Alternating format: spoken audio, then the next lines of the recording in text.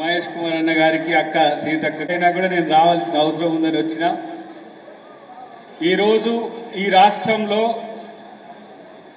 బంజారాలు, గోండులు, కోయలు, ఎరుకల, ఇట్లా యానాది ఇవన్నీ కలిపితే దాదాపు 33 కులాల పైచిలకు మనం 10% ఉన్నాం. ఈరోజు కాంగ్రెస్ పార్టీ ఆ 10%లో ఉన్న ప్రతి ఒక్క కులానికి ప్రాధాన్యతనిచ్చే బాధ్యత ఈరోజు మా పిసిసి అధ్యక్షుల వారు తీసుకుంటారని చెప్పి నేను ఈ సభాముఖంగా వారికి విన్నవిస్తున్నా. ఎందుకంటే క్షేత్రంలోకి వెళ్ళేటప్పుడు చిన్న చిన్న కులాలు వాళ్ళ యొక్క అస్తిత్వాలు కాపాడుకోవడానికి వాళ్ళు చేస్తున్న ప్రయత్నంలో భాగంగా కాంగ్రెస్ పార్టీ వాళ్లకు దన్నుగా ఉంటుందని చెప్పే భరోసా వారి యొక్క ప్రసంగంలో ఇస్తారు అనేది నాకు నమ్మకం ఉంది. నామినేటెడ్ పోస్టులనే కాదు, ఇప్పుడు సర్పంచ్ అయిపోయినాయి, ఎంపీటీసీ, జెడ్పీటీసీ వాటిల్లో కూడా ప్రాధాన్యత మీకు దక్కుతుందనే ఒక భరోసా కాంగ్రెస్ పార్టీ ఇస్తుంది.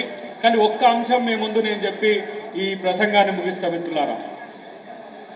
10% ఉన్న మనం ఈరోజు మనమని ఎందుకంటున్నంటే నేను ఎస్టీగానే ఉన్నా కాబట్టి మీతో కలిసి శంకర్ నాయక్ గారు చేసే కృషిలో నేను పాలు పంచుకుంటా అని చెప్పి సభావేదికగా నేను తెలియజేస్తున్నా.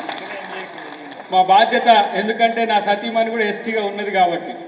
ముఖ్యమంత్రి గారు దళిత గిరిజన దండోరా మొట్టమొదటిగా ఆయన పిసిసి అయిన తర్వాత మొట్టమొదటిగా దళిత గిరిజన దండోరా సమావేశాలు రాష్ట్రం మొత్తం నిర్వహించడం మొట్టమొదట సీతక్క దగ్గరనే మన ఎక్కడైతే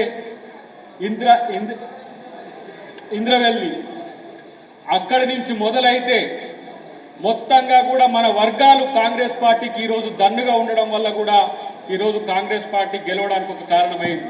కాంగ్రెస్ పార్టీ గెలిచిన ఏ వర్గాలతోనైతే గెలుస్తుందో ఆ వర్గాలను కాపాడుకునే ప్రయత్నం చేస్తుంది. ఇంతకుముందు మురళీనాయక్ గారు ఒక మంచి మాట అన్నారు. ఏమని, ఇక్కడ రేవంత్ రెడ్డి గారిని మనం అందరము ఈరోజు పోరాడి కేసీఆర్ మీద పోరాడి రేవంత్ రెడ్డి గారిని ముఖ్యమంత్రిని చేసుకున్నట్టుగానే రేపు దేశంలో ప్రధానమంత్రిగా రాహుల్ గాంధీ గారిని చూడడమే మన లక్ష్యంగా ఉండాలనేది మీరందరూ గుర్తుపెట్టుకోండి.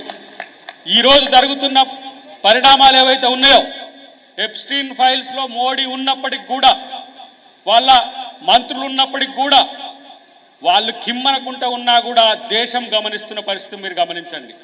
ఈరోజు మోడీ చావు తప్పి కళ్ళు లొట్టబోయినట్టుగా నితీష్ కుమార్ను, చంద్రబాబును బేస్ చేసుకొని ఇలా అధికారంలో ఉన్నాడు తప్పితే, లేకపోతే రాహుల్ గాంధీ ఇలా ప్రధానమంత్రి అయ్యే పరిస్థితి ఉండే. అయినా సరే న్యాయం, నిజం ఎప్పటికైనా నిజాయితీగా గెలుస్తుంది కాబట్టి రేపటి రోజున రాహుల్ గాంధీ గారిని ప్రధానమంత్రి చేసుకుందాం.